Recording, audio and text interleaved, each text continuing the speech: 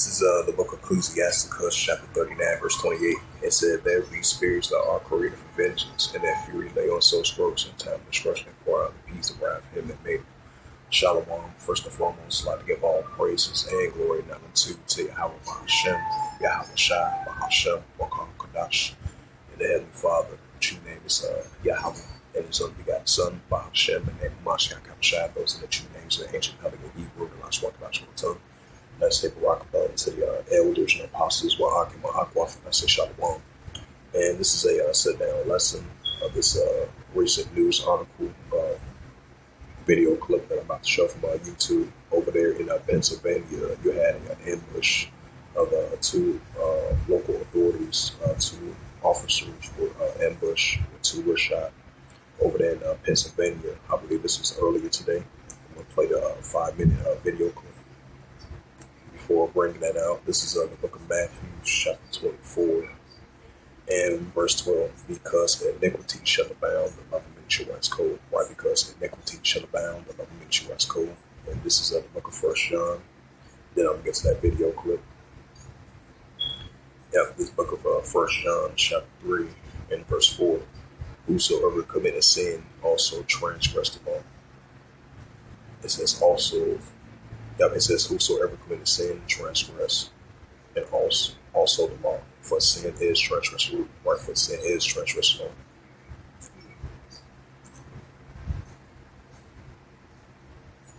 We're following updates out of Susquehanna County, Pennsylvania, where two police officers were ambushed and shot while responding to an incident. We know the gunman involved in the incident was shot and killed. Anna Schechter from the CBS News Crime and Public Safety Unit joins us live now. And I want to get to how authorities holding this press conference just moments ago were giving some new information on what happened to those state troopers. So let's take a listen to the news conference and we'll circle back with you. Timeline of events at 11:17, when that call came in by Miss Wasco's boyfriend, those two troopers responded. They responded along State Route 191 to try and ascertain the location of that threat of shots fired. The troopers made it out of their vehicle, and they were ambushed from a very good distance away. I don't want to quantify that pending further investigation, but they were ambushed by several rounds of rifle fire from a position of tactical superiority.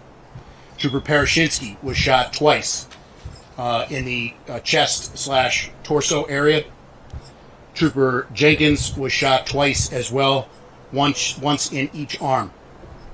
Despite being very severely wounded, Trooper Parachinsky was able to tourniquet both arms of Trooper Jenkins with some further assistance, and their cars where they had arrived and gotten out of were also riddled with gunfire.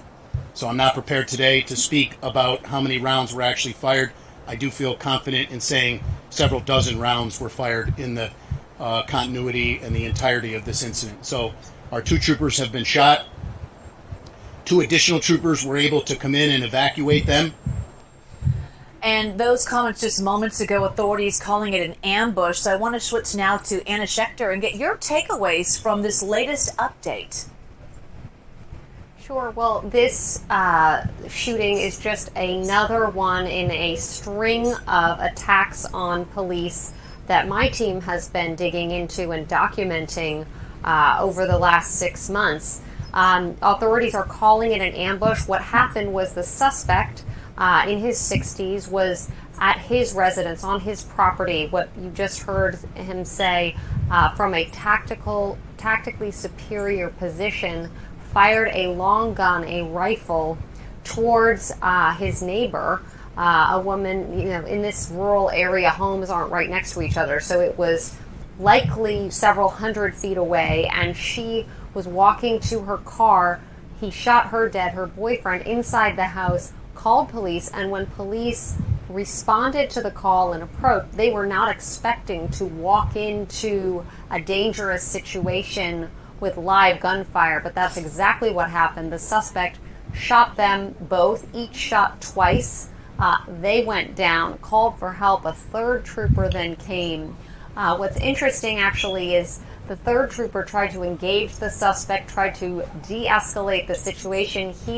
The suspect did not respond to commands, and eventually he was shot and killed by police several hours after those troopers were shot. So a really chaotic, confusing day up in northern Pennsylvania today. But like I said earlier, this is part of a system, a pattern of attacks on local police and local, state, and federal law enforcement that my team is tracking. Yeah, Anna, I want to focus in on that because you said that you and your team have been tracking this the past 6 months. What numbers do you have from this? What research have you gleaned from this? Sure. Well, we have been working with the Fraternal Order of Police, which was really the only agency that was tracking this phenomenon and able to provide us numbers, and they've noticed an increase. In fact, in 2023, the number of police that were ambushed spiked to 138, according to the count by the Fraternal Order of Police. So that was a huge, that's a very big number of police shot in that way. And last year it was a little bit less. It was about 80 police officers shot. But really just a couple of weeks ago, we were reporting on that Ohio case where 2 police officers were sitting in their car eating a pizza lunch and were targeted by an attacker who shot them, and one of them died. So this has been a growing trend, and in fact, the FBI is so concerned about this that they've included this study in their sort of efforts to train local police. So they are now interviewing the perpetrators of these ambushes and the victims to try to develop a better training manual for local police to identify, to make sure they're not walking into an ambush, because it has been happening so much. Pretty unsettling there, Anna Schechter. Anna, thank you so much. Tell 'em more.